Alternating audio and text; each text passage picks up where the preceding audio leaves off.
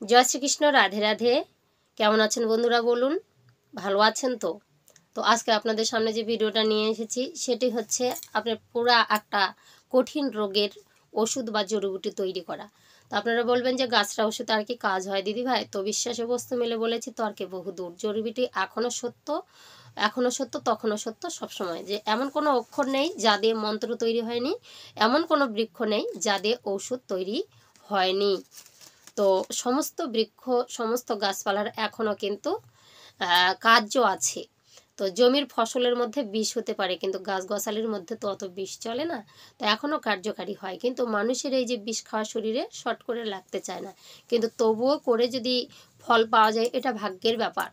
তো আজকের যে ভিডিওটা আপনাদের সামনে নিয়ে এসেছি সেটি হচ্ছে পুরো একটি শ্বাসকষ্টর ওষুধ তৈরি করা। তো কত দেশ বিদেশে আমরা ঘুরছি, কত ডাক্তার দেখাচ্ছি যারা শ্বাসকষ্ট জরাজীর্ণ হয়ে আছেন।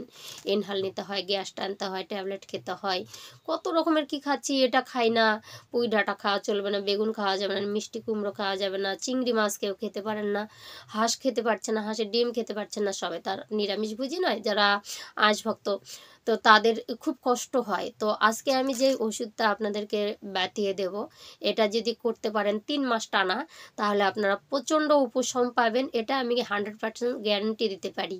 তো আমার চ্যানেলে এরকম নানা রকমের ভিডিও আপনারা পেয়ে যাবেন। একটার পর একটা ভিডিও আপনারা দেখতে থাকুন আর কমেন্ট করুন কেমন ধরনের ভিডিও চাই। তো চলুন আজকে আমরা জানবো এই শ্বাসকষ্টর জড়িবুটি আমরা কিভাবে তৈরি করব। তো প্রথমে আমাদেরকে ম্যানেজ করতে হবে যত পুরাতন ঘি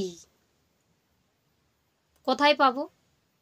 আপনারা পাবেন যেগুলো হচ্ছে, মনে করেন যে জড়িবুটির একটা হচ্ছে দোকান পাওয়া যায়, ওষুধের দোকান পাওয়া যায়, সেগুলোতে আপনারা দেখে নিতে পারেন। বা হচ্ছে তোমার দশকর্মা ভাণ্ডারে খোঁজ করতে পারেন। বা যারা ঘি তোলে অ্যাকচুয়ালি তাদেরও অনেক দিনের কিন্তু পুরাতন ঘি, পুরাতন গুড় এগুলো পাওয়া যায়, ওষুধ কাজে লাগে, পুরাতন তেঁতুল এগুলো কাজে লাগে।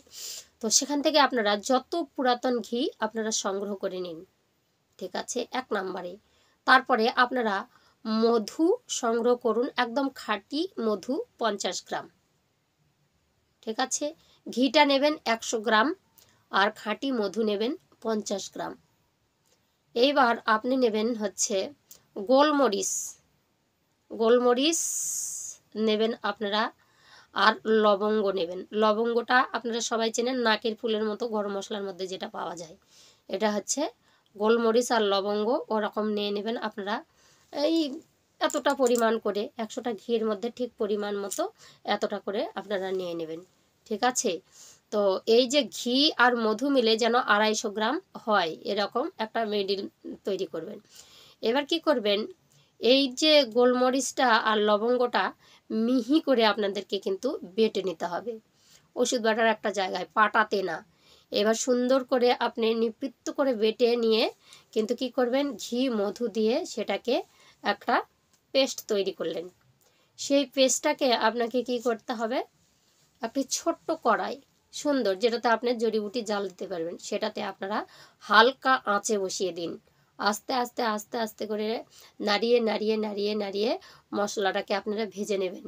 ঘি মধু আর এই যে লবঙ্গ গোলমরিচ এগুলোকে নিয়ে আপনারা ধীরে ধীরে কিন্তু ভেজে নেবেন। তারপর ছোট্ট ছোট্ট যখন একটু পাক হয়ে আসবে, দেখবেন একটা দলা মতো হবে, তখন ছোট ছোট এইরকম মিটিলে একটা করে ট্যাবলেট তৈরি করবেন। ট্যাবলেট তৈরি করবেন ছোট ছোট, মানে নাড়ুর মতো গোলাকার তৈরি করুন।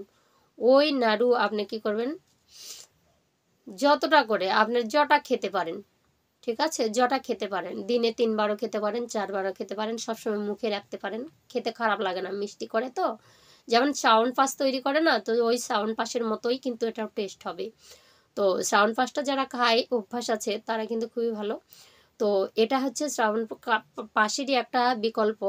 তো এটাকে, এই নাড়ুটাকে যদি সবসময় মুখে রাখেন, কফ মানে কাশি খুসখুস কাপ উঠবে না। তো খুব উপকার, খুব উপশম পাওয়া যায়।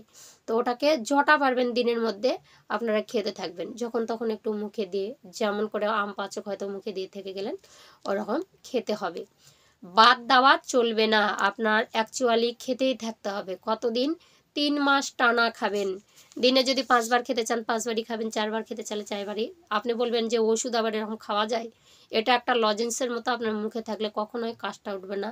আর যা কিছু আপনার প্রয়োজনে এই লাঞ্চের মধ্যে জমা হয়ে আছে সব পায়খানা বা মলদার দিয়ে কিন্তু বেরিয়ে যাবে, বা মুখ দিয়ে কফ উঠে উঠে কিন্তু বেরিয়ে যাবে। তো মোটামুটি 3 মাস সেটাকে খেতে হবে কিন্তু। আর ভালো যদি না হয় তখন কিন্তু আবার তৈরি করে আপনাদেরকে খেতে হবে। এইভাবে খেতে থাকুন, আপনারা অবশ্যই ফল পাবেন পাবেন পাবেন, আমি বললাম। তো এটা ছিল আজকের টিপস শ্বাসকষ্টর জন্য। ভিডিও কেমন লাগলো অবশ্যই কমেন্ট বক্সে লিখে জানাবেন। আর যদি ভালো লাগে চ্যানেল সাবস্ক্রাইব করে পাশে থাকবেন এরকম আরও অনেক রকমের ভিডিও পাওয়ার জন্য। হরে কৃষ্ণ।